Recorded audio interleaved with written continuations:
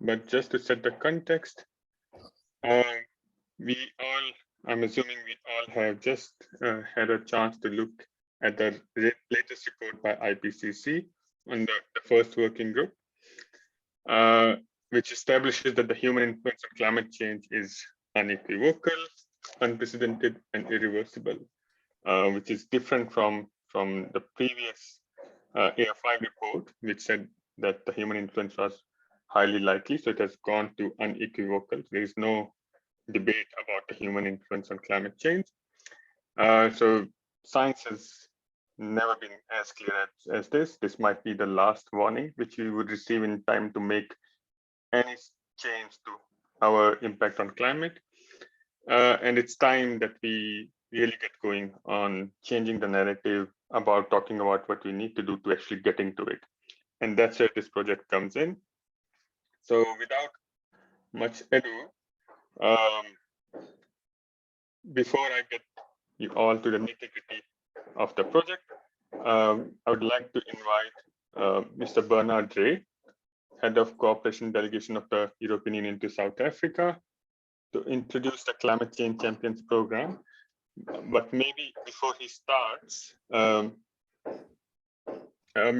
he wants to wait for a minute so that we can start at 1:05 at the scheduled time. Mr. Bernard Ray, floor is yours. And if you would want to switch on the video, please feel free to do so. I think you need to enable my video. Okay, Klingeve, could you please allow that? No, it's enabled, Mr. Ray, it's enabled.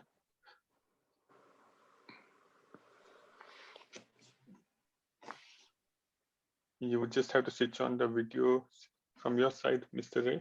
I can see it's enabled for you. No, it tells me that I cannot start my video because the host has disabled it. Okay.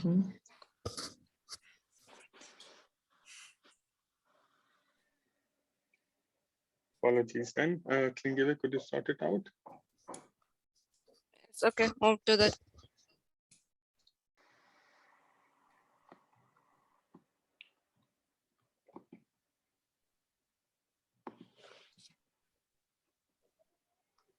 No, still not.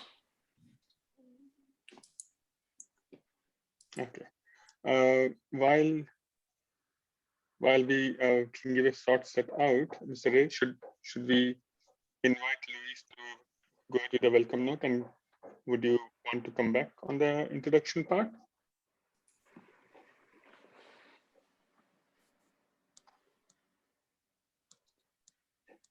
My video also cannot start because the host has stopped it.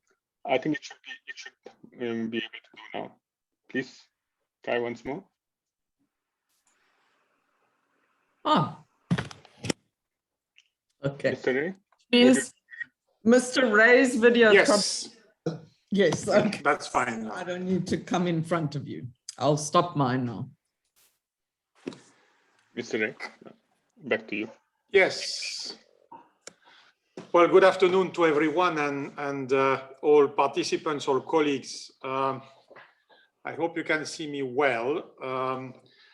I'm very happy to be here today and demonstrate somehow that the EU walks the talk on two important points for our cooperation internationally: climate and civil society.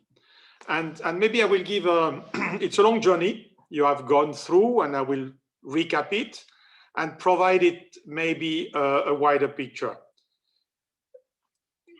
The EU is cooperating in South Africa on a wide range of issues, and since the advent of democracy, we show our solidarity on shared values, on common interests to promote peace, security, democracy, good governance. And the climate change is a challenge which has really come upwards recently, and we wanted to mobilize our strong ties with South Africa on the climate change and for a just and green recovery together with South African partners. So the project we are launching today, the Climate Ambition to Accountability Project, is one of 5 projects under what we call the Climate Change Champions. And this is a program which was launched in December at the end of 2019, exactly 2 days after the President of the European Commission, Ursula von der Leyen, launched the European Green Deal. And through the Green Deal, the EU has committed to become the first economy to achieve 0 greenhouse gas emissions by 2050. And the Green Deal, contrary to many wisdoms, is a growth strategy. And the idea is to maintain growth, but decouple it from resource use. And on this issue, the transition, and that's what the president said, the transition must work for all, or it will not work at all. So in the international dimension of the Green Deal, we launched a number of programs, and we are currently starting our new budget for 7 years, and we shall commit 30% of the total investments of international development to climate change. So, and that we do with our member states under what we call the Team Europe, because we are actually following the European Union and the European Union member states the same targets on carbon neutrality. And on 5th of June 2021, about a year ago, we launched the Climate Change Champions Program. We had announced it in December, we launched it, and a call of proposal. And we partner with 15 civil society organizations in 5 projects to ensure that in South Africa, no one is left behind in the fight against climate change. So all these 5 actions will contribute to the South Africa NDCs on mitigation and adaptation under the Paris Agreement. And bravo, congratulations to WWF South Africa and its partners, SACAN, the Institute for Economic Justice, for putting together a winning project and being one of those 5 successful projects. You have already started your work. You have already made submissions for the South Africa draft NDC and the Presidential Climate Change Coordination Commission. And we are in the delegation really looking forward the project achievements of this project, and wishing you all the best of luck, and thank you again for organizing this launching event. Thanks a lot for your attention. Thank you, Mr. Ray. Thank you for your kind words and thanks for the encouragement to the team. We are looking forward to the exciting journey. May I now invite Louise Nordier from WWF South Africa to give a welcome note on the topic, and also just to introduce Louise also serves and represents WWF on the Presidential Climate Commission. Louise, over to you. Thanks. Thank you, Prabhat. Is my video on? Yes, it is. Okay. I can't see it, I think, because you're sharing your screen, but that's fine, as long as you can all see it. Okay, so good afternoon, colleagues, comrades, and sisters. And for me, it's some words to welcome you at the launch of this project, and to perhaps locate the project a little bit in the landscape. So in South Africa, you know, it's in our DNA, in our bones, that we work with the idea of social compacts, which is when government, business, labor, and civil society can come around a table, metaphorically or actually, and reach common agreements, which one of the comrades in the labor movement says to me, You know, it doesn't always mean that you walk away with what you might have wanted, but you walk away with what you can feel comfortable with for your constituency.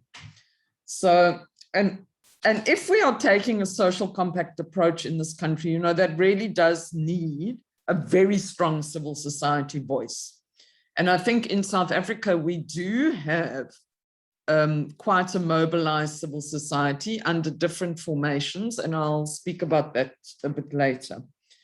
Just to say that the Presidential Climate Commission also is expected to come out with a social compact around the just transition. So, you know, it's manifesting there as well.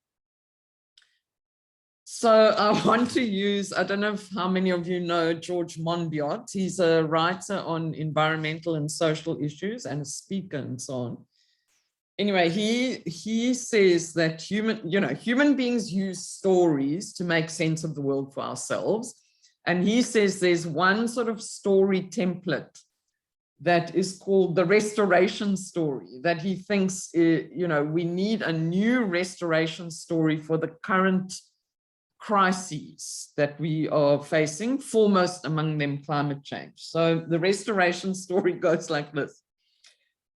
There is disorder afflicting the land, and nefarious and powerful forces are obstructing progress. So I'm going to pause there and talk about those powerful and nefarious forces. So I think all around the world, we know that there are those companies with very strong vested interests in the current carbon intensive, you know, energy systems and other economic activities that also depend heavily on creating greenhouse gas emissions.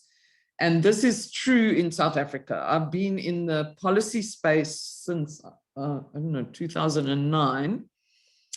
And all along, you know, these vested interests are pushing back on ambition. So that needs civil society and others to push for greater ambition, as your project calls for. And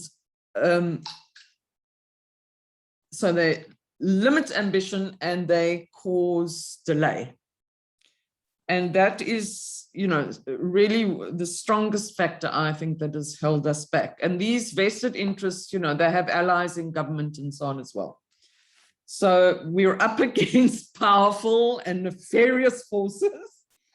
But what is needed, therefore, is a groundswell from below, from, you know, subnational government level, from businesses and from civil society. And what has kind of been missed in this whole picture is this very powerful and united civil society voice. I'm not saying that we aren't there, that we organized in different formations, that we've been doing good work, but that kind of united, visible and strong voice is needed to swell up and stand up against the nefarious forces. Okay, then the story continues. It says, heroes restore harmony in the land. So that is, you know, what we would hope. And let me talk about the heroes a little bit. So there are those in business, there are those in government who are pulling in the right direction. I can talk more about those if wanted, but really what I'm here to say is, you know, that although there might be heroes in business and in government going in the right direction, the voice for justice in that transition comes only from civil society and labor. It's not the business of business to worry about justice. It's, you know, government in some senses should worry about justice, but unless there are these strong voices from labor and civil society, I don't think we can guarantee justice in the process. So that is a responsibility we bear. And then within civil society, I want to say that, you know, who will really strongly stand up for justice in that spectrum is women, because, you know, we understand the nature of oppression, of being treated as second class. So we will stand up for gender justice for everyone, not just for women.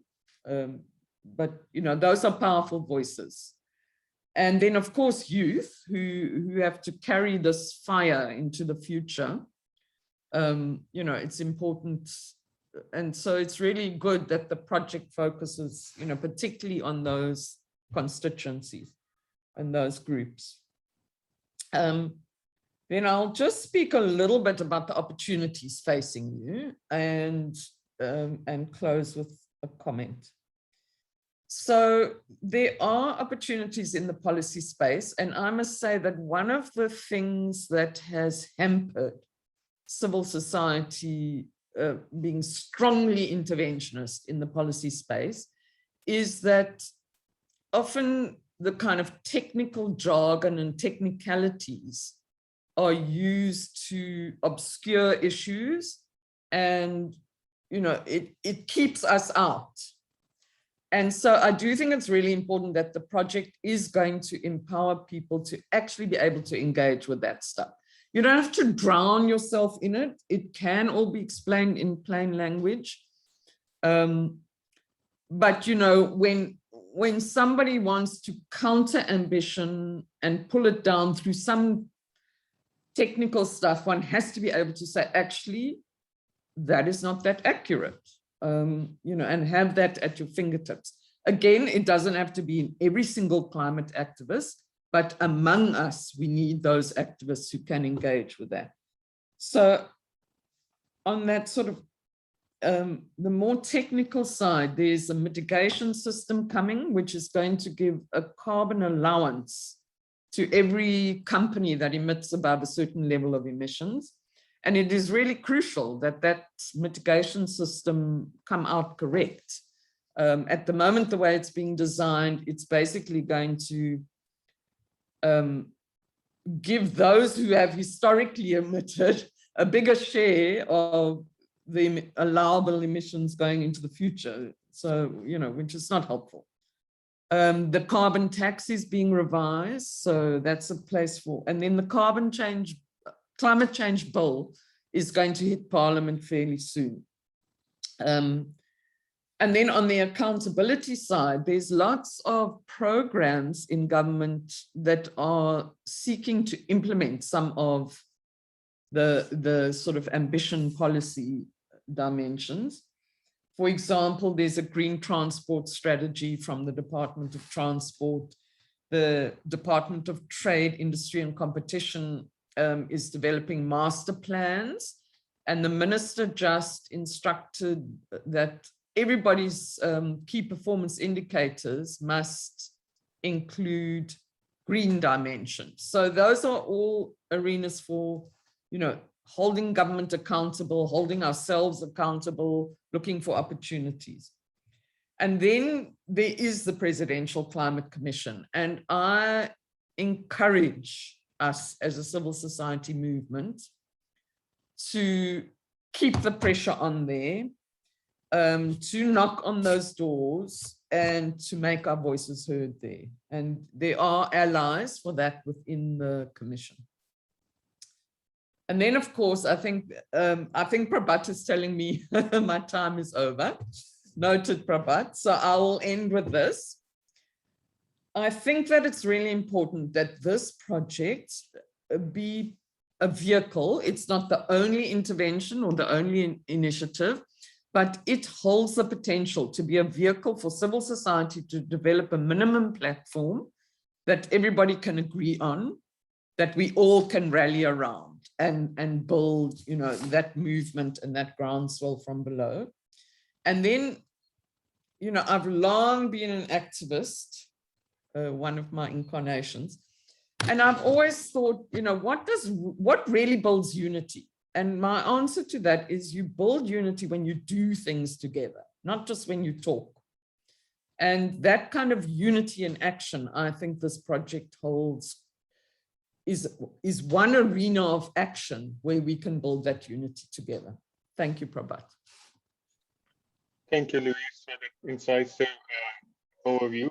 and intervention. And I think that the last point which you made, especially that, how do you build unity? Not, by doing things together, that's really going to be the heart and soul of the project, through which, we are going to incentivize and create avenues where different organizations, different networks, different people can come together to collaborate on issues which really should be prioritized. And I would like to now, before I start the presentation and overview, maybe I can request Klingeve, who's going to, all of you would meet, get in touch with her at due course of time, and she would reach out to you.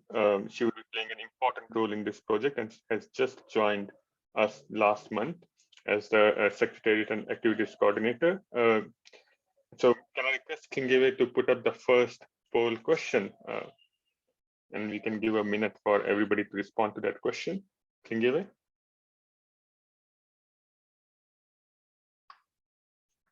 So Can you see it now? Yes, I can see it on my screen. I hope others can also see on the screen. And I'm seeing that people are very quickly responding. Already 33% have participated. To which gender do you most identify? To which gender identity do you most identify? So let's see.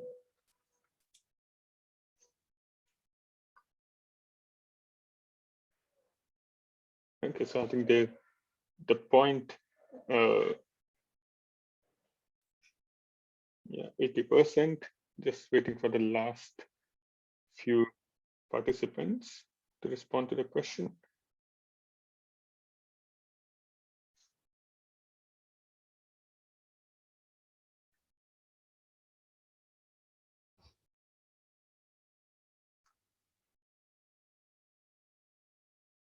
Okay, maybe Klingeve, I think we have received 83%. So I'm not sure if the results are visible on the screen of others. Can you see? I can see, yeah. Okay. Okay, so we received 30 respondents. 24% of respondents are women, 5 men, and 1 non-conforming gender. So as Louis said, the focus on women. So I'm very glad to see that there's high participation from women in this meeting. Thanks. I will then, let's go to the presentation. I'll start sharing the screen. Yeah, so I'm gonna give you a quick overview on the project. So this slide on your screen now tries to give you an overview of how the project is constituted or how we have conceptualized the project.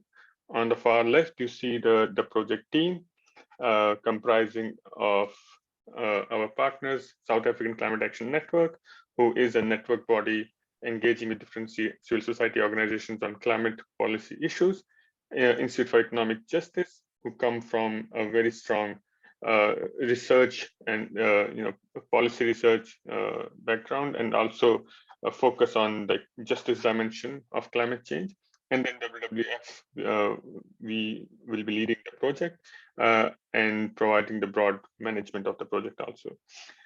As part of the project, there are 4 stakeholders which we have identified: the social CSOs and as well as environmental CSOs. So you would see in the project team also, while WWF and SACAN are more along the lines of environmental CSOs, IEJ is more along the line of social CSOs. I see Sonia, you have your hand up. Do you want to come in now or later? Okay, maybe later. Then the other stakeholders are government, and as Luis also emphasized, youth and women. These are the 4 stakeholders. We have imagined at least 3 important structures through which we will be facilitating capacity building and coordination. The first being CSO Climate Action Secretariat, which we envisage more as a platform than wherein different civil societies and networks can come together for collaborative approaches. We would be identifying 3 thematic working groups to really focus on areas of strategic importance. And then there would be project steering committee, wherein we would reach out to different constituents and different stakeholders to provide guidance to the project. As mentioned at the onset, the project is funded by the European Union through its climate change program. Very generously, we've been able to raise 85% of the funding from the European Union. The project runs for 4 years, and Gender CC and 350.org are our project affiliates. So quickly, just to recapitulate, the objective of the project is to enable CSOs to engage as actors of governance in tackling climate change in South Africa. We would want, as an outcome, we want to see improved collaboration across CSOs, which is able to emphasize and articulate climate demands with clear linkages to cross-cutting issues, particularly those of gender equality, economic justice, but also human rights. And then the impact which you want to see in the long run, that climate equity is promoted, and that we not only see the development of ambitious policy, but also its implementation and accountability.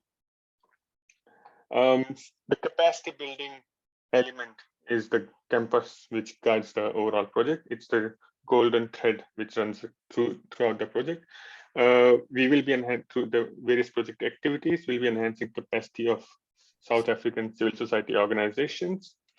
We also recognize that the environmental CSOs cannot operate in isolation, no matter how difficult or how challenging climate change as an issue is. We cannot just operate in isolation. We need to build bridges with social CSOs, with trade unions and wider youth constituency.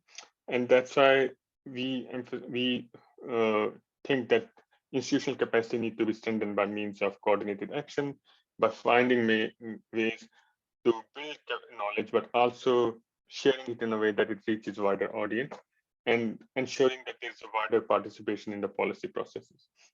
With that in mind, the strategic focus of the project is inclusion and empowerment of the youth. My colleague Innocentia will speak to that.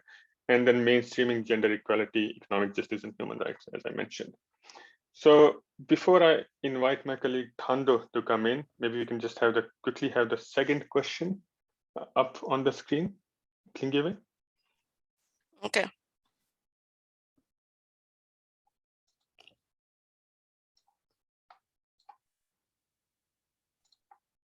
My apologies. Should I share on the screen? Maybe let me just share the result from the previous question that you can see. And then let me go to the, Kingiwe, can you select the second question, please? Yes, sorry, yesterday. Yes. There we go. Apologies. Second question should be on your screen. This is just for us to get a sense of the distribution in terms of age and amongst the attendees.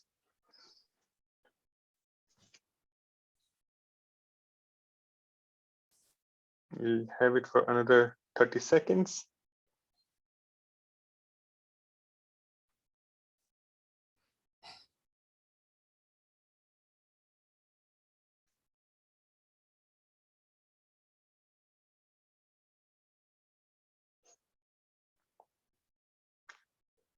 We have responses from 29 participants. We are awaiting responses from 6 more. 5 more seconds to go. Yeah. Thanks, Kingiwe. You can end the poll and maybe share the results. So that's you have the results on your screen. 57% of participants belong to the what in South African Constitution is defined as youth. So yeah, so that's good to know. We'll stop sharing the screen, and then I will start sharing the screen on my side. Again, Thando, floor is yours. Thanks, Prabhat. Can you see me? Yes. Okay. Good afternoon, colleagues. The name is Thando Lukuko. I am the coordinator of the South African Climate Action Network. a third partner in the project, the CAAP project. So I just wanted to talk specifically on cross-cutting civil society community, which also represents the first output, if you will, in the project. But just quickly before I start, next slide, Prabhat, is just to touch on SACAN. So SACAN is the South African Climate Action Network, is the full name. We are currently representing about 14 civil society organizations, including community-based organizations in South Africa. We are the nodal office of CAN International, which is a network of 1,500 NGOs based in 130 countries. And with the main objective of driving collective and sustainable action to fight against climate crisis and achieve social and racial justice. The following bullet points just touch on the strategic objectives of CAN International over the next few years. The first one being centering people and climate impacts, which is very much what it is we're going to be discussing today. The second one is ending fossil fuels. Transformative National Climate Action Plan speaks mostly to the nationally determined contributions that countries are putting forth for COP this year. And multilateral action and advocacy just touches more on SACAN or Climate Action Network's historic experience in engaging in multilateral spaces, including COPs. And then lastly, again, for the purpose of this topic, we also focus strongly on building power through movements. So just to touch on then the objective, outcome, and impact. So the objective is to build a strong cross-cutting community, which includes social partners and also supporting enhanced climate change ambition, implementation, and accountability. The outcome is for coordinating the different civil society, which will be represented within the project, including other stakeholders, namely labor, government, youth organizations, and any other partners who would have come on board through the project as well, particularly to enhance the national engagement, or the engagement rather, on climate policy nationally. And the impact we're expecting to achieve with this is to have improved participation of civil society in climate change governance, and ideally enhanced climate policy ambition, implementation, and accountability. The key challenges that we've identified and addressed in our concept note and through our proposal and this project is the following: the culture and tradition of social activism. As stated by my previous colleagues, there are only a small number of organizations currently engaged in the climate discourse, including at policy level. The fragmented and inadequately capacitated civil society. This not only speaks to the environmental CSOs in the room, but more broadly, civil society organizations more broadly, particularly those who may not have climate change as the main focus of their work, but do engage with it as a tangent to the work they're currently doing. The CSO's inability to be able to counterbalance the voices of vested interests, particularly in mitigation. As again, that was a point that was touched on by Louise, so I won't go into detail on that one. And then to overcome the dichotomy between development and climate objectives. This has been one that is, we continuously see it play out. And again, we're hoping through the intervention of this particular project that it will be able to address the challenges, particularly developmental challenges that South Africa is currently facing. Improve the state's institutional capacity for enhanced ambition, implementation, and accountability. Of course, we know that we always hear the words that South Africa has got great ability to put together plans, but the implementation seems to be lacking, and by virtue of that, accountability as well. So part of our plan is to then work with the state, not against the state, so that we might also improve their ability, or rather their capacity to enhance their ambition, and then build strong relationships with youth groups, social CSOs, and unions, because currently as they stand, there are some fragments which exist in between those groups. Just to touch on then the key activities and key outputs. The first activities would be to identify and engage with civil society organizations to build this community of implementers, if you will, in South Africa. We will be hosting an inaugural and also for the subsequent years of the project as well, strategic workshops to develop engagement strategies that will help civil society organizations participate in the different climate policy processes. Of course, as touched on by Prabhat, we will be establishing the Climate Action Secretariat, who Hlengiwe is the current Secretariat. We're not necessarily planning to do this in isolation. This is intended definitely to be built together as a collaborative effort. And one of the key things is this home, if you will, for us to be able to come together, and then through which we will be doing much of this work. And then every year we'll be putting together intergenerational dialogues as part of annual stock taking workshop.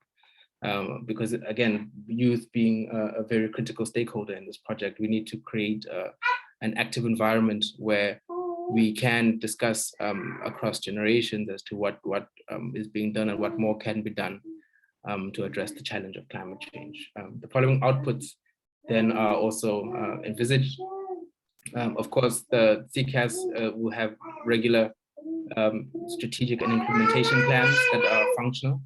We'll have a charter of objectives and a governance documents and processes in place for the membership, including an annual report, a coordination mechanism between the several partners that we're going to have on the project, including an implementation dashboard, particularly to address the conversations which will be taking place under the thematic working groups.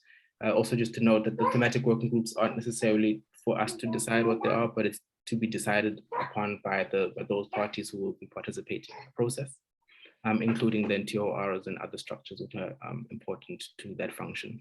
And then lastly, of course, the capacity building material, as capacity building is a key component of the work. We will be producing materials and disseminating some of that through webinars and workshops and so on over the coming years of the project. Yeah, let me end it here for now. Thanks, Prabhat. Thanks, Thando. And I could see that the future you really wanted to jump in the conversation. And thanks for their contribution. And that's just to add, I mean, Thando elaborated on SACAN, but the idea of CCAS is that SACAN and other networks operating in the country can find common ground where they can present the united front. So we are very glad to have representation from Climate Justice Coalition Steering Committee member Francina as one of the guest speakers. She will be sharing her views on this shortly. Moving on, I would like to invite my colleague Innocentia to speak on the second part of the project on the Youth Climate Champions. Innocentia, you have the floor. Thanks, Prabhat. Good afternoon, everyone. My name is Innocentia Mudau. I'm the Youth Climate Champions Coordinator. I'm going to give a brief overview of the youth program. So currently, there is a low participation of youth in climate policy processes, and this could be because of various reasons. Some of them including the lack of access to policy processes and particularly policy formulation. And there's also an issue of limited access to resources, knowledge, and expertise of the youth to participate in the necessary climate policy formulation processes. So the children and youth of today are the ones that are going to be affected the worst by climate change in future. And that is why we think it's crucial to involve them to participate in this climate change policy processes. The target group for the program is youth that are aged between the ages of 14 and 35, and they will be made up of a 50-50 split of youth that are already involved in climate policy space, but then also involving those who are interested in entering the space. Next slide, please, Prabhat. So the main objective of the program is to empower a cohort of youth to become climate champions in order for them to engage strongly with climate action, and also just to participate more in this in climate change formulation processes. And the other objective is to capacitate the youth, and in order for them to become climate change activists of the future, and also policy advocates. And this will be done through a range of activities that I will touch on in the next slide, which will help motivate and encourage them to participate more in future. And also to provide knowledge to the youth, training, necessary trainings, mentorship, and access to policy participation. And the main output of the program is to have an improved participation of youth in climate policy processes and implementation. Next slide, please. So the main activities of the program will be to establish the youth program, and then so the main activity of the program will be to establish the YCC program, the Youth Climate Change Program, and this will we will hold as a launch event similar to this one, where we'll invite different youth groups and youth activists, and so the event will be covered through social media to get participation from youth. And then the other activity is to establish a Youth Climate Champion Steering Committee, which will be made up of youth leaders and specialist youth facilitators. And some of the roles of the steering committee will be to co-design the climate bootcamp programs that I will touch on a little bit later, and to help with the call for participation for the bootcamps. And the members of the steering committee are hoping to invite youth leaders as well as youth facilitators. And yeah, so that would help with in terms of with co-designing the program. And some of the other activity will be to develop a youth climate champions podcast series, which we are hoping to develop with the youth, with the participating youth, and hoping to have at least 24 episodes that will be developed and hosted by the youth on a monthly basis. And each episode will focus on a different climate issue. And would also another activity will be to organize social media training for the wider youth. And so the key activity of the program is to host annual boot camps from the year 2022. And the boot camps are designed to empower and train youth leaders, and focusing on those from low-income communities, in order to ensure that they confidently participate in climate policy processes in future, and also for them to be involved. And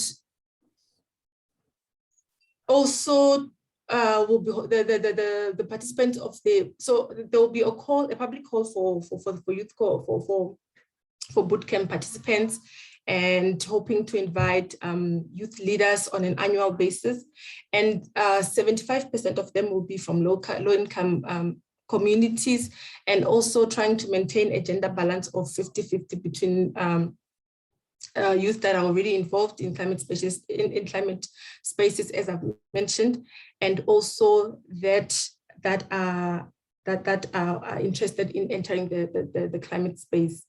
And the bootcamp will be run on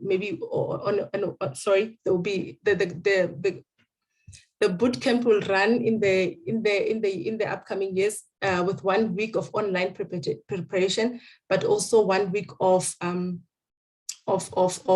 in-person meetings where the trainings will be taking place.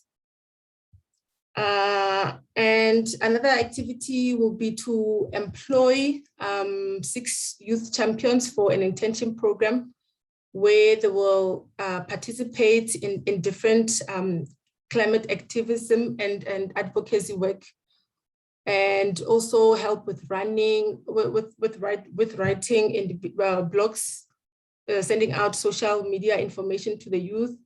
And they would also play a role of being secretariat for the Youth Climate Champion Steering Committee.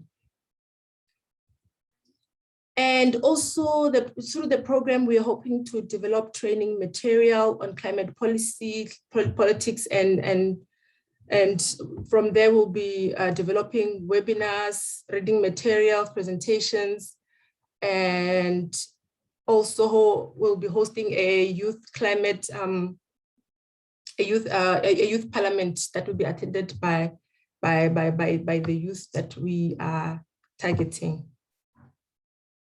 And then next slide, I think that's is that the last slide, Prabhat? I think that's the last slide. Yes. So yeah. Okay. Yeah. Thank you. So, thanks. You can Thanks. Sorry for that. Thanks for that exciting overview, and also just to underline the point about co-designing of these bootcamp and the programs. I would strongly encourage the youth in the audience to get in touch with Innocentia on how best they could contribute and guide us in designing a program that serves their needs best. Thanks. May I now invite my colleague Sonia from Institute for Economic Justice. Sonia, floor is yours. Thank you. Thanks, Prabhat. And thanks everyone for joining today. I'm just going to keep my video off because the network is a bit shoddy today. I hope you can hear me clearly though. My name is Sonia Palaci. I am a researcher and economist at the Institute for Economic Justice. A little background about the IEJ. We are an economics think tank that focuses primarily on progressive economic research for policymakers and of course various social partners. Our work focuses on a number of issues and themes, particularly relevant to this particular project, such as in climate justice, feminist economics, budget justice, human rights, just to name a few. And in this exciting project with SACAN and WWF, our role is really to complement their community building efforts with kind of research capacity building. And our objective is to mainstream climate research that foregrounds cross-cutting issues and shows how these should be translated into climate policy demands.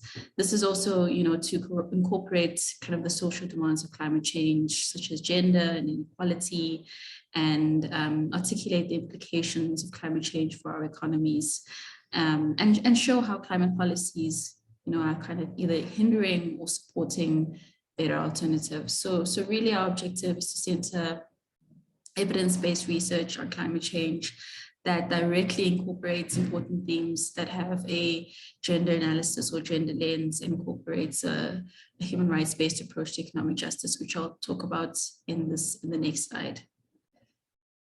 So yes, just to talk a little bit about the main research themes that we will be researching.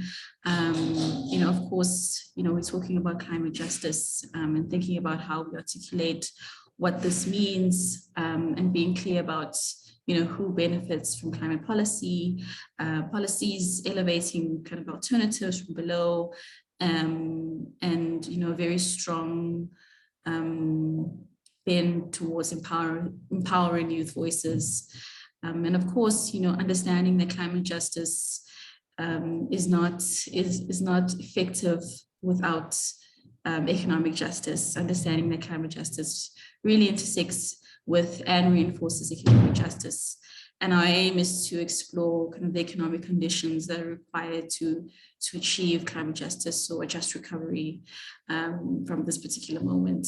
And so various economic issues such as climate financing, kind of energy concerns, and of course, as Sandro referenced, the role of the state will also be kind of researched and analyzed and understood. And of course, a very strong gender justice focus, which has also been spoken about. Gender equality, as we know, is a central element of climate and economic justice. We know that women and girls are and will be and will continue to be more vulnerable to the effects of climate change and environmental degradation more broadly.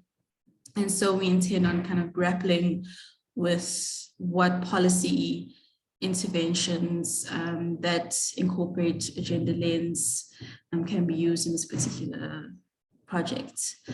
And lastly, having a human rights-based approach to climate justice and economic justice. And our view is that climate justice should be the fulfillment of human rights kind of in the face of continued environmental degradation. And so we are focusing on using a human rights-based approach to kind of hold corporations, policymakers, and of course, governments accountable. In terms of the key activities and outputs, we have an exciting lineup of various outputs, a lineup of webinars, kind of events, public discussions, in the coming years that we, will elevate the research we're doing in collaboration with social partners. So drawing on published research and additional local evidence, the actionable contextualized results for the South African context in particular. So we will use both qualitative and quantitative approaches to conduct rigorous research that is policy relevant and employs participatory research methods that empower target groups, particularly the youth. And some of the outputs include things like climate change toolkits to demystify climate scientific knowledge and to enable civil society and broader public to understand climate policy and climate processes that are underway. Excuse me. And in addition, articulate strategies for policy interventions and advocacy. We also have a number of research outputs that will use various media platforms, which include things like policy briefs, infographics, explanatory videos. And lastly, we can't have these research outputs without stakeholder engagements. Tando spoke about the importance of intergenerational dialogues, just in terms of the stakeholder engagements, it's also important to have these conversations with kind of broader public, the broader public, so including other mediums such as, webinar panels, debates, as key platforms to share ideas and ways of tackling the climate crisis. So it's going to be an exciting few years, and we look forward to an exciting and no doubt challenging next few years. And I'm particularly looking forward to collaborating and building solidarity and co-creating alternatives with everyone on this call today. Thank you. Thanks, Sonia. Thanks for the intervention. And yeah, I think IEJ brings a very strong research impetus into this project, which and the emphasis on demystifying science would be an important cog in the overall scheme of things.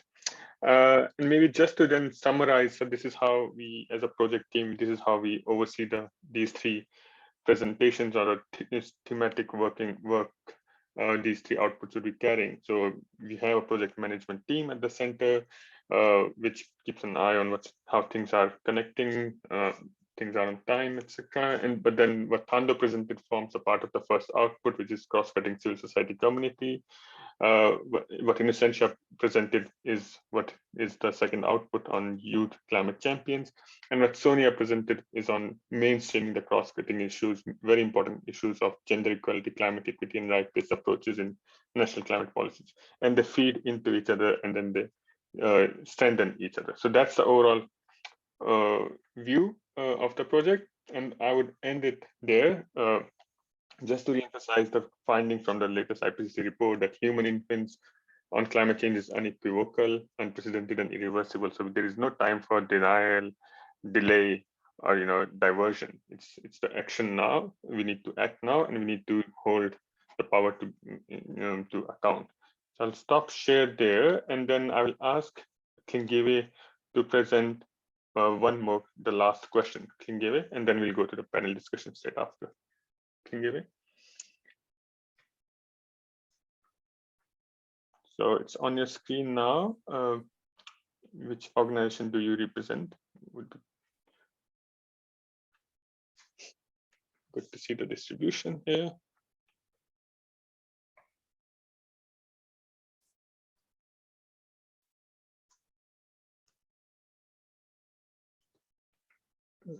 Let's hold it for 5-10 more seconds.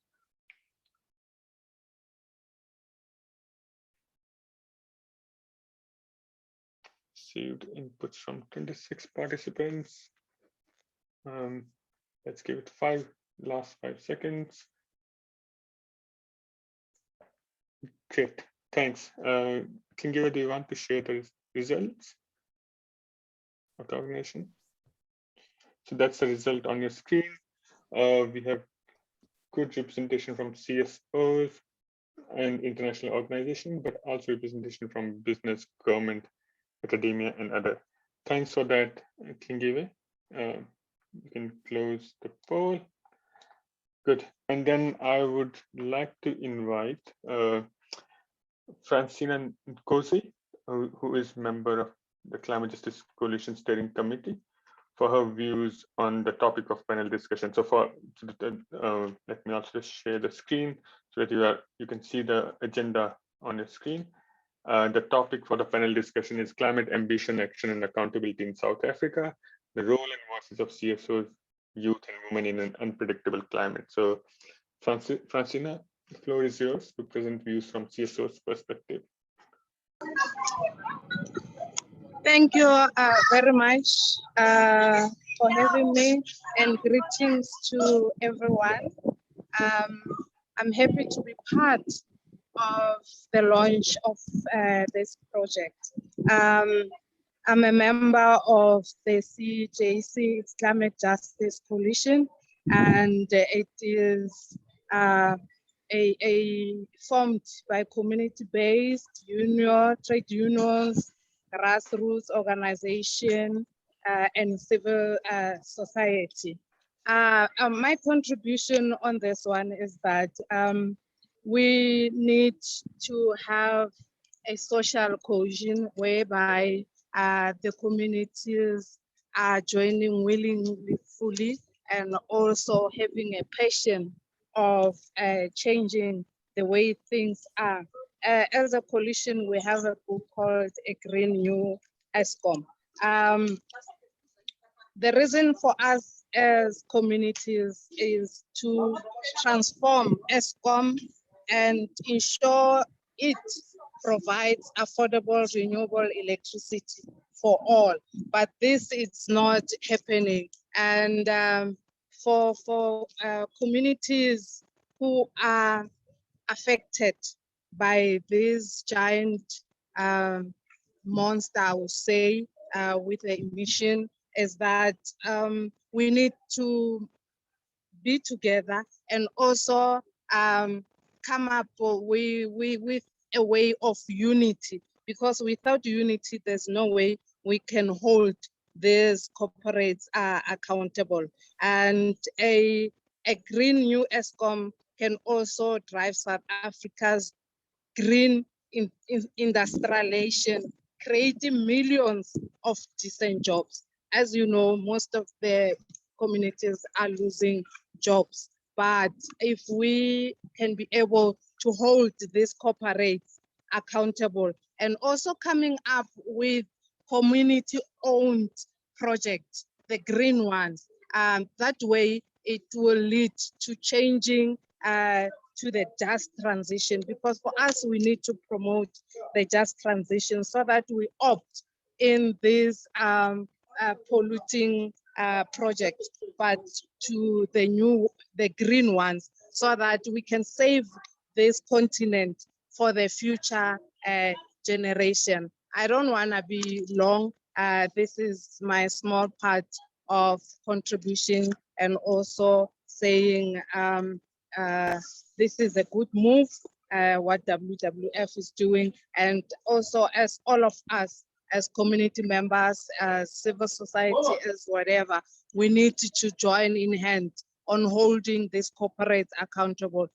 With that saying, I say, let's start and move and make sure that we talk about our issues, mapping out our issues, and also doing our social analysis. And let's tell our stories. No one will tell a story of your community. Tell your story so that we can be able to hold the corporate accountable. Thank you very much. Thank you, Francina, for that very sharp intervention, and thanks for your encouraging words for the project. Delighted to hear that.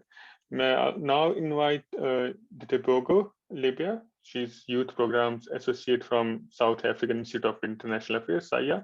And Ditebogo, if you can also just reflect on the presentation made by Innocentia, what elements spoke to you from SAIA and from youth perspective. Thanks. Thank you so much. Good afternoon to our amazing moderator, our fellow panelists, and all guests joining us today. Before we begin, I'd like us to take a moment to reflect. And I'd like to ask everyone to please just close their eyes and think about how life was when we were all 10 years old. So the feeling feels good, right? We feel happy, we feel safe, and we're really excited about the future. What I'd like us now to do is to open our eyes. We are currently living through a very trying times and very difficult. We're living through a global pandemic brought forth by the COVID-19 virus. There's climate crisis, poverty, and many other issues faced globally. As a young person, I am disappointed in the current state of the world and frankly, really scared.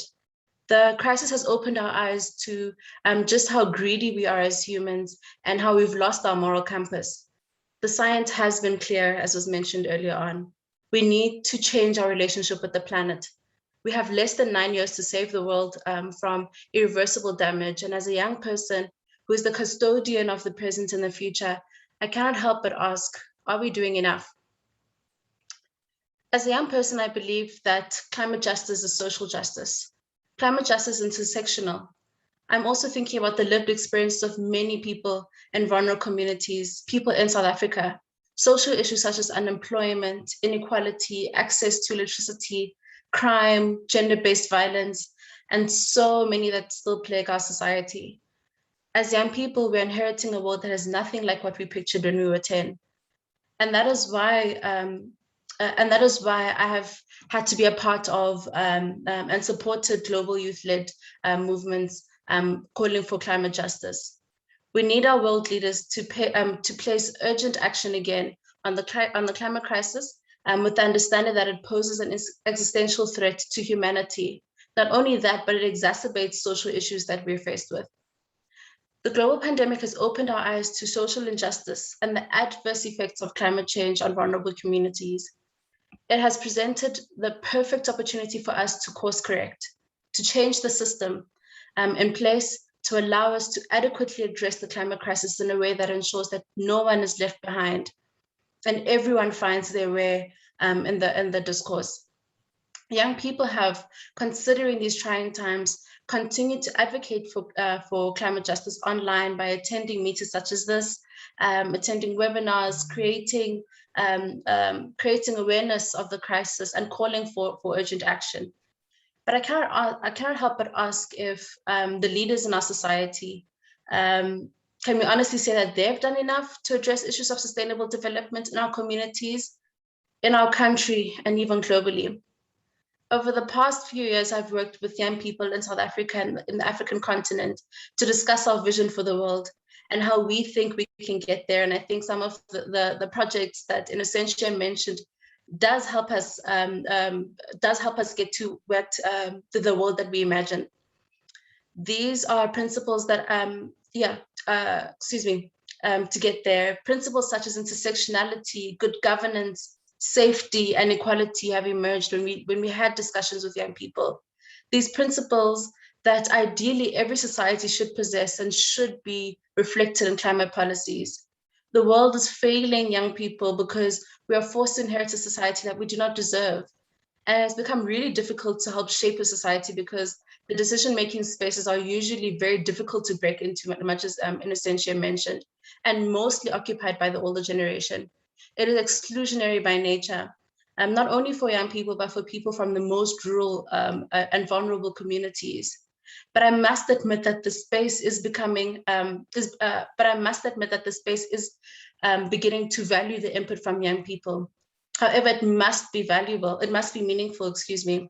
There must be intergenerational exchanges in order to adequately address the climate crisis. I think we are all aware of the remarkable and influential role of young people throughout history, shaping the trajectory of the future. Today, young people have led an international movement calling for enhanced climate action and accountability. We have been bringing our own seats to several decision-making tables to contribute to climate policies and the development thereof. We have been working in communities to ensure that people change their behavior and adapt to and contribute to mitigating the effects of climate change. We have been collaborating and facilitating various discussions to ensure the realization of a climate resilient future that we deserve to live in. We are even developing a national youth climate action plan to help guide our efforts in realizing climate resilient South Africa. This plan will serve as a guide for youth, decision makers, civil society, business, academia, and other relevant stakeholders. So we're very, very excited to hear a bit more about the Climate Champions program and how that can also contribute to this process and how we can also contribute to that process. So young people are leading, we are leading, and we cannot do it alone. We need our government, the private sector, other NGOs as well to work together in addressing this crisis and to be accountable to our actions and commit to realizing the future that we envision. So my final remarks for now, and I hope that we can engage more during the question and answer session, is for us to think through the world that we'd like to live in and leave for our future generations. Let us think through our skills, our passions and abilities, and use those skills, passions, and abilities to find our role in climate action. But in the meantime, we promise as young people to continue playing our part in calling for accountability and enhanced climate action, and participating in various processes and still taking up space. But we definitely believe that we can only do meaningful, impactful work if we work together and we act now. Thank you. Thank you, Diteboga, for that very strong intervention. But I particularly like your point on that the input need to be meaningful. We will bear that in mind. And also the principles that you identified in intersectionality, good governance, safety, and equality, all very important points. Thank you very much for your intervention. And before I invite Bertha, I would just like to invite the attendees, if you have any questions, please post them on the question and answer section. You'll find it on your screen besides the chat function. And if you would like to ask question rather than typing, then please raise your hand and we will come to you after Bertha's intervention. Bertha, can I invite you to come in and present your views from gender CC perspective and also represent the views from a gender dimension? Thanks. Okay. Thank you so much for organizing this webinar. My network is not that good, so I think I might have to stop. It's very unstable. I'll have to stop my video for a while because I think today is just not a good day for me. But however, I think from what I was hearing, this is a very, very, very important project. And addressing climate transitions is also an issue of justice. And much has been done to raise awareness about these topics, but gender inclusion and also ensuring that all the cross-cutting issues such as women and youth, they've always been addressed separately and treated as being siloed. It is still rare to see an intersectional analysis being applied systematically, with most tools and research referring either uniquely to gender impacts of climate change mostly handled in a men versus women dichotomy, with little or no attention paid to power and social and political relations. So when I was hearing the talk of what was happening, of bringing in the youth, I was very, very excited to hear that at least we are beginning to address some of those shortcomings. We need a coordinated and holistic approach if we are to have an impact. There's an urgent need to ensure that those considerations are meaningfully embedded into ways of working and into the ways climate adaptation and mitigation are understood and delivered. Equitable development can only be achieved if the inequalities leading to this disproportionate impact are identified, challenged, and overcome. This requires an approach that recognizes that characteristics such as gender, race, class, and physical ability create overlapping and interdependent vulnerabilities in the face of climate change. Sustainable livelihoods and decent work, poverty alleviation, and climate change are some of the defining issues of the 21st century at the moment. And if we want to transition to a low carbon economy, ensuring that economies can efficiently cater to a growing population, providing decent work and sustainable work for all, and ensuring special consideration of vulnerable groups, women, men, girls, boys, will be vital for achieving both the SDGs, the targets of the Paris Agreement. There are, of course, as you have already raised, widespread issues of fragmentation of coordination among existing social security program schemes and policies, as well as gaps in the quality and relevance of information. And in order to avoid exacerbating these existing inequalities in the transition, it is necessary to formulate inclusive and evidence-based policies and strategies and analyze these cross-cutting issues of a just transition, including those related to gender, youth, vulnerable communities, marginalized groups, and the recovery, in order for us to be able to to have a better recovery for the COVID-19 pandemic. Climate solutions must strive to be gender just, intersectional, and promote the following: equal access to benefits, equal benefits to women, girls in all areas, and the youth are innovators. They should not be left alone. And I find this project actually using champions. And I think this is very, very important. Empower women via enhanced accessibility to basic services, livelihood security, food sovereignty, health, including sexual and reproductive health and rights, and ending all forms of violence against women. This is quite critical. Ensuring the involvement of women and men from local communities, groups, and cooperatives in all levels of decision-making is critical if you want to change the system as it is, so that we can begin to change these top-down approaches the way they are put to us. Enhancing and promoting women's human rights and access, use and control productive resources, and secure land tenure rights is critical for women's livelihoods, food security, and survival in a changing climate pattern. Gender responsive, ecosystem-based, community-driven, and holistic approaches to climate change mitigation and resilience are essential for women's livelihoods and for the planet. We need to change the way we're doing things and challenge the power holders as they are, because we cannot continue to behave as business as usual, because this has proved that it does not work.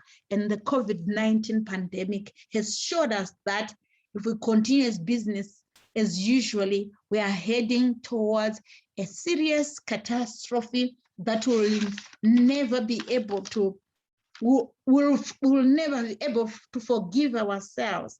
And as this project is focusing on youth and women, I think this is quite important in order for us to move to exactly where we want to go and to move towards a just transition and to avoid exacerbating existing inequalities in the transition and inclusive and ensuring that there's inclusivity. Gender is a key component for a just transition, and I think it's quite important all around in all policies. And gender also needs to be systematically considered in the national determined contributions and should be mainstreamed across all relevant sectors. A just transition that is inclusive of a gender dimension in this manner can contribute to changing gender norms and encouraging gender equality and equitable participation. I thank you so much, and looking forward to participating with all the other partners in this project. Thank you. Thank you, Bertha. Thank you for that powerful intervention, and thanks for, also your encouraging word to the project team. We will surely get in touch with you on the project. So I'm going to open up the floor for questions. If anybody has any question, maybe they can raise their hand or type their questions in the questions answer tag. But maybe I can also, not to put someone on spot, but maybe I'll invite Ellen Lorimer. Maybe if you want to reflect on if you see any overlaps or areas of convergence with your project. So Ellen also is one of the recipient of this program. Ellen, sorry to put you on spot, but I think it might be useful to get your perspective. Thanks. Thank you very much, Pravat. You have indeed put me on the spot. I'm very interested in looking for overlaps in a number of these climate champions projects, because some of our focal areas are very similar in how we work across our boundaries in the civil society sector in various ways to address climate policy. The project that we're involved with a number of project partners in KZN led by AFRA will be focused a little bit more on the adaptation and land and agriculture policy side of things. But it's very interesting to us how this overlaps with the policy aspects of your project. We will also be working with youth groups in some of our community-based projects, and it would be great to see if some of our participatory video youth participants can also engage with your podcast series, something like the Youth Boot Camp. Again, if we're working with different youth groups around the country, how can they work together on this issue of climate change across different communities? I think there's also going to be a range of materials produced which will support community, support youth, and support civil society to address climate change. And we'll be interested to see how your climate change toolkits can support civil society organizations in the understanding the policy processes that are underway. So hopefully with different projects looking at slightly different aspects of the just transition and climate policy, we can bring these different perspectives together. I noticed there's also some of your cross-cutting issues included issues like climate finance and how we'd be interested in seeing how the adaptation finance side and the mitigation finance side come together in South Africa, which has these kind of parallel focal areas in climate change. We need to reduce the emissions urgently, but at the same time, we have a lot of very vulnerable people. And as a country, we have a vulnerable climate that will be experiencing change that we need to look at starting to adapt at the same time. So yes, we're looking forward to collaboration with you on a number of different areas, and thanks very much for the launch webinar today. Thanks. Thanks, Ellen. Good to know that you could see some overlaps there, and looking forward to engaging with you further. Thanks. Yeah, it's 2:22. We still have 7-8 minutes. I see there's one. Luis, you want to come in? Thank you, Prabhat. You know, I closed off my slot talking about a minimum platform that all can rally around.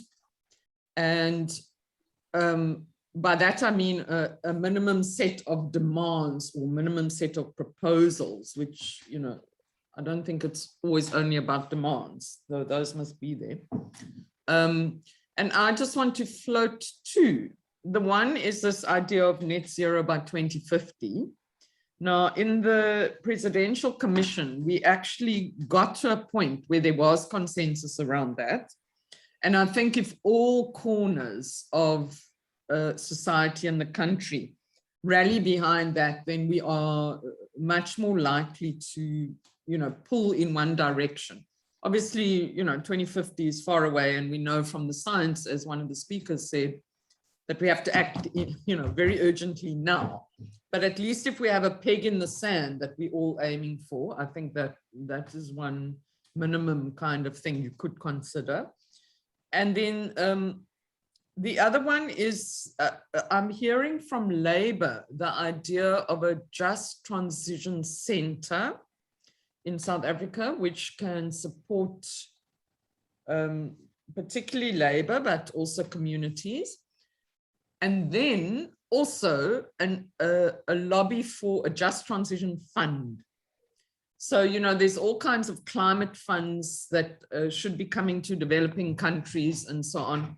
And if some of that money went into something called a just transition fund, which could then be used to fund the social protection for workers who might be retrenched, can fund communities to start new kinds of livelihoods and build a local economy and so on.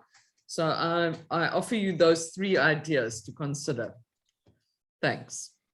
Thanks, Luis. I see Onke from Daily Maverick. Daily Maverick's Our Burning Planet unit, which I'm sure many of us go through, has asked some question to the project team. Maybe I can have a first go at it, starting from the below. The third question: what measures will be taken to ensure accountability that goes beyond emitters and government merely acknowledging the problem? So, Anke, as part of the project, Thando also in his presentation reflected to something which we are referring to as implementation dashboard. So it's climate policy implementation dashboard, something which we are thinking of, that a visual representation of what the country, what South African government has promised, what companies have promised, and where we are in terms of implementation, because we recognize that, you know, that there's a huge gap between promises and implementation. So that is one of the measures, but we are still thinking what other measures could be there. Maybe a thematic working group could focus on accountability, and then that can come up with new ideas. When can we expect some of the first initiatives to take place, and what will they look like? So in designing this project for the year one, we had taken a prudent call that we will not have in-person meetings for year one because we are not sure of COVID. So I'm glad that we took that call, but we will be shortly within this year launching the project steering committee, the CCAS, the Secretariat, and then the Youth Climate Champion. So in next 5 to 6 months, you will see a lot of action coming through. So, you know, so we can keep you posted, and if you have signed up for our mailing list. And then what will some of the action look like from the coalition, unified, or will different organizations? So I don't want to say unified, because unified gives an impression that everybody is saying the same thing. We will try, so we'll be looking in the same direction. You know, we might not be looking in the same thing, but we all are looking in the same direction, that we need to reduce our dependence on, and if possible, you know, reduce our dependence on fossil fuels as fast as possible, no later than 2050. So you will see a lot of sort of a collective action, but different organizations will take lead. So within the project team, in some areas IEJ would take lead, in some SACAN would take lead, and in some WWF would take lead. But we will collectively work towards pursuing the objectives of the project, and also creating platform where other organizations can come and take lead. So we are aiming to create a collaborative space. That's the main objective, so that we can sort of promote and foster partnerships. So I hope that answers your question. Yeah, and we still have 2 more questions. I see Richard has a chat. Can I assume there will be participation in the PCC dialogues being held before 29 October to inform development of a just transition framework?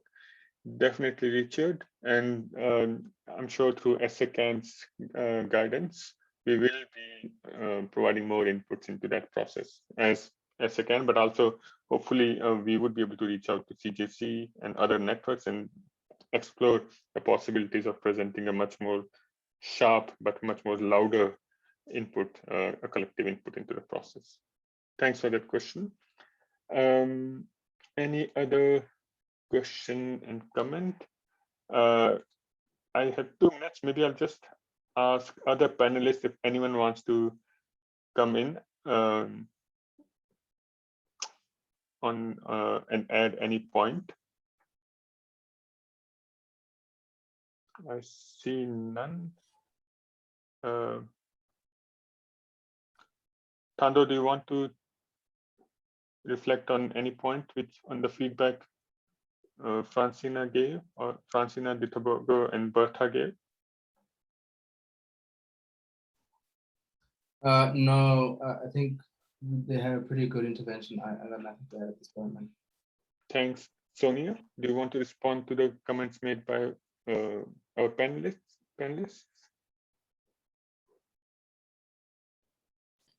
No, thanks, Prabhat. I'm covered. I'm very excited by this project. Thanks. And finally, Innocentia, do you want to respond to particularly to the Tobago very briefly? No, thanks, Prabhat. I think Dita covered the topic very nicely, and we'll be connecting with her afterwards. So thank you so much, and I'm very excited to have made the connection. Good to hear that. Then maybe I can just ask Rasa if you want to add any final closing remarks from the European Union's perspective before I close the event. Let me allow you to talk, Rasa. Yes, thank you very much, Prabhat. No, I think everything has been said in Bernard's race introduction remarks and by participants, by the panelists. I just want to thank you, Prabhat, and your team for excellent organization of this webinar, and really look forward to working with everyone in implementation of this very important project for both us and South Africa. Thank you. Thank you, Rasa. And yeah, and yeah, sure, we can make the presentations available. That should not be a problem. Thank you all very much. We are spot on time, 2:31 now. Wish you a nice day ahead. And yeah, if I can ask panelists to stay on for a 5 minutes debriefing. Thank you.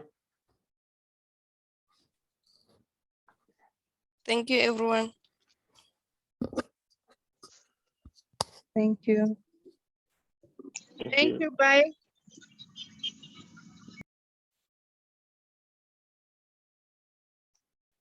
Okay. Bye, everyone. Hello. Just waiting for the last attendees to.